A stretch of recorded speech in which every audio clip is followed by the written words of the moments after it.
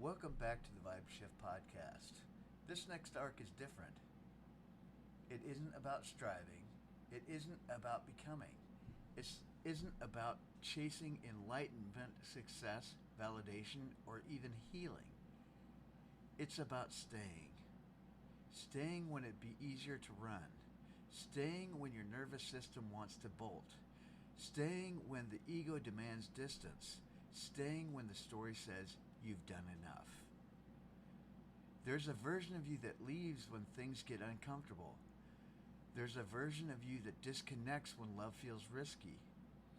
There's a version of you that shuts down when truth feels inconvenient. But there's also another version, the one who stayed. The one who stayed with discomfort long enough for it to soften. The one who stayed in conversations long enough for understanding to bloom. The one who stayed present when fear surged through the body like a wildfire. The one who stayed open when it would have been easier to harden. We live in a world that celebrates exits. Quit when it gets hard, block when it hurts, ghost when it's awkward, detach when it feels vulnerable. But transformation does not come from fleeing. It comes from remaining. Not remaining in harm, not remaining in self-betrayal, not remaining in dysfunction, but remaining in awareness. Remaining in love. Remaining in the willingness to see clearly. The one who stayed is not passive. The one who stayed is not weak. The one who stayed is not naive. The one who stayed is sovereign. This is the consciousness that sits in the fire and says, I'm not leaving myself. This arc will explore what it means to stay with your own fear. What it means to stay in integrity when others waver. What it means to stay soft without collapsing. What it means to stay in truth even when truth costs you something. Because here's the secret.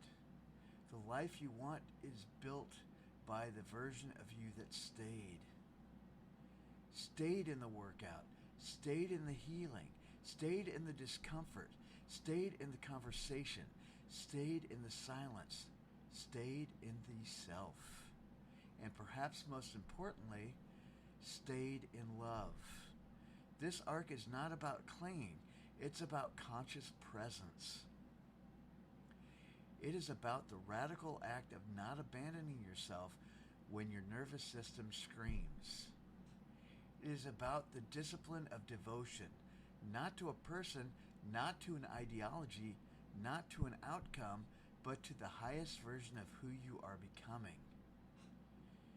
In recent months, I felt this shift within myself. Less reacting, more remaining. Less chasing, more allowing. Less striving, more embodying.